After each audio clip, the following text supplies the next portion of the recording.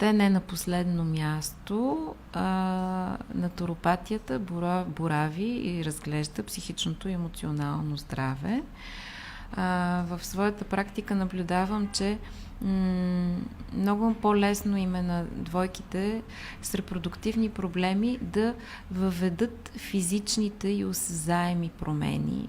Сменят си начина на хранене, започват да спят добре, започват да се движат, да спортуват, наваксват хранителни недостатъчности и нещата продължават да не се получават. И тогава обикновено става въпрос за някакво емоционално възпаление, аз така го наричам. На първо място се сещаме за стреса, като почнем да си говорим за психично-емоционално здраве. Стреса по принцип е не само психичен, той може да бъде физичен, може да бъде биохимичен, може да е хранителен. При който и да е от видовете стрес, както и при психичния, това, което се случва в организма е едно и също.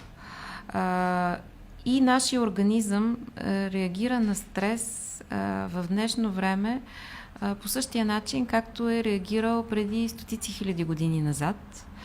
Само че източника на стрес е различен. Ако преди стотици хиляди години източника на стреса е бил съблезъбия тигър, който ни е гонил и трябва да отървем кожата, днес е началника, някакъв крайен срок, който трябва да посрещем, но тялото ни реагира по същия начин. Какво се случва?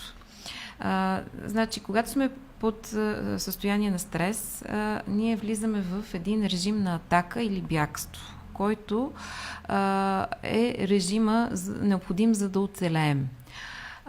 Има приток на кръв и нутриенти към крайниците, когато ни е гоня от тигъра, за да можем да бягаме бързо.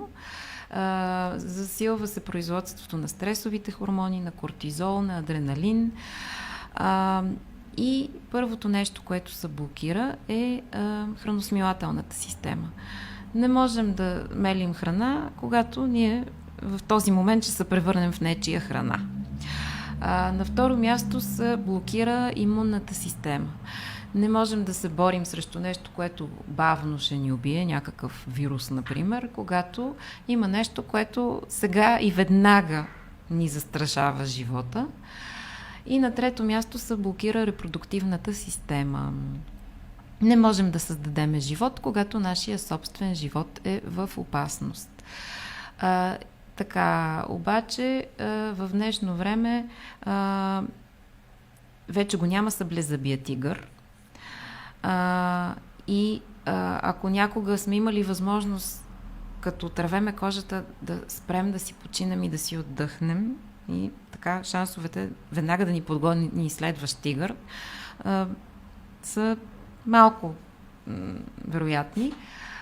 Само че източника на стреса в днешно време е шефа, крайния срок, който го има днес и утре и други ден. И ние постоянно минаваме от един режим на атака или бягство в друг такъв. И нямаме време да си отдъхнем, да се задейства парасимпатетиковия дял на нервната система, този, който отговаря за отдиха и за почивката, в което се случва регенерацията и се случва рекреацията и възпроизвеждането, а постоянно сме в симпатетиков режим, този на атаката или бягството, на стреса. И за това тая тема ми е много важна за психичното и емоционалното здраве, защото това е голяма чума в днешно време. Ако не е стрес, доминантата е някаква друга негативна. Може да е депресия, може да е тревожност, може да е отчаяние. Но ако съвсем без стрес не може в днешно време, даже в малко стрес, той може да има закалителни свойства и да е полезен, но не трябва да допускаме той да доминира през повече от 50% от ежедневието. Т.е. трябва да го менажираме този стрес и да работим, да го контролираме.